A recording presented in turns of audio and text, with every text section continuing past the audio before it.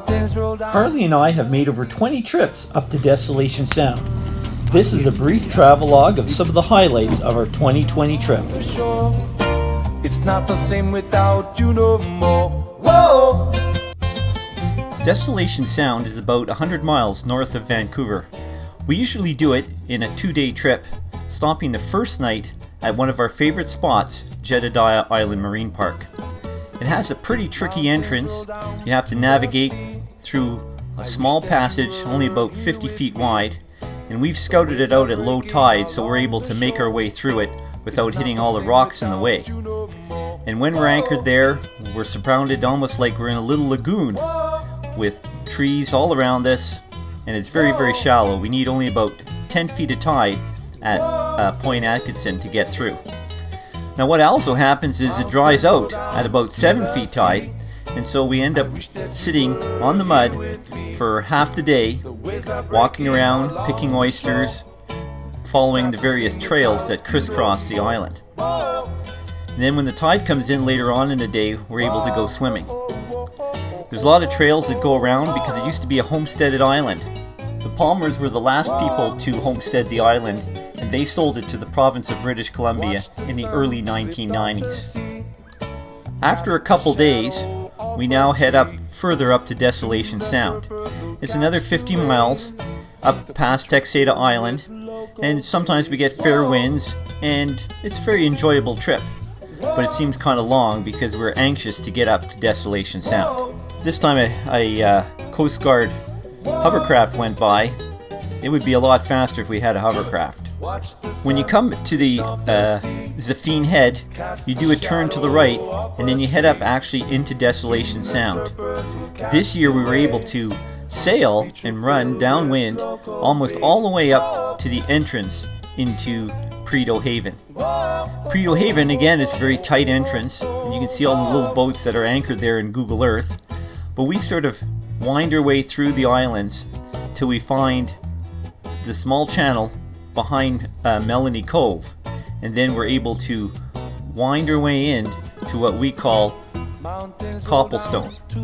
And again, this is a place that dries out at low tide, but usually only at a 3-foot tide.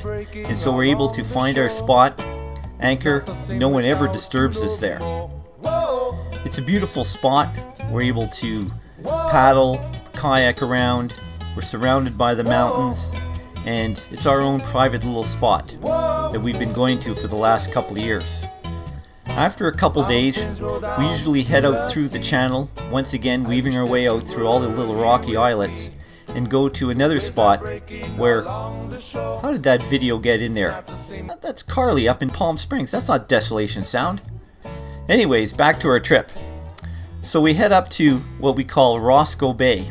And Roscoe Bay is another beautiful spot where the entrance dries at low tide, so you have to go in at a high tide to make it all the way in. And the feature of Roscoe Bay is that you can actually go up to Black Lake, which is about a half-a-mile hike, and then you can go for a freshwater swim.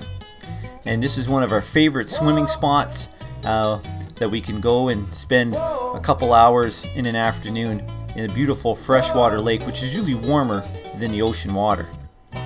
We often pick oysters there, and this is the aftermath of one of our... Yeah, Garett, who never does the dishes along the way.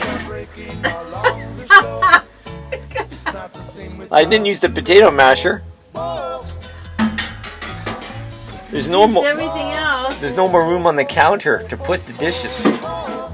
Our next favorite spot that we go up to is called Walsh Cove, and you head up past East Redonda, up the channel, up to Walsh Cove Marine Park. It's very, very deep, so we have to anchor and tide ashore, but fortunately they've put anchoring spots on shore that you can tie to. The feature here is the gorge islets, which you can kayak around and are wonderful to explore.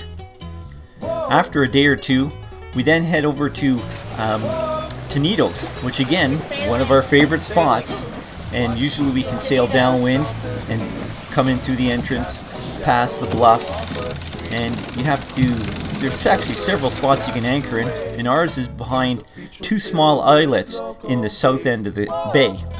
and we have to tie it ashore with usually 1 or 2 lines. But it's a beautiful spot, and it's always the one we look for if there's no one else there. There's also a great hike that goes up to the little bluff that you can look south and look over all of Desolation Sound. It's a big bluff above Toledo. Yeah. There's a word for it, I can't remember. Here's Carllie playing the ukulele.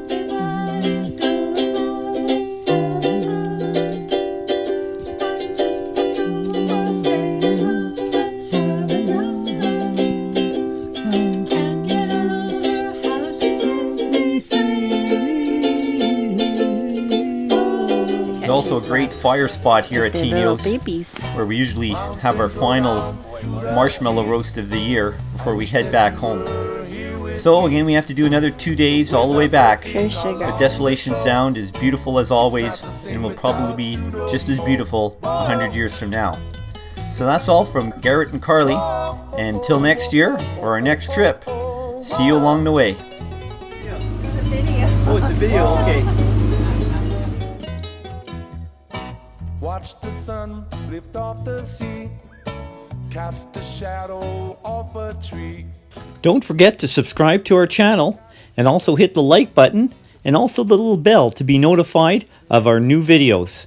So goodbye from Carllie, Garett, and of course Lightwave.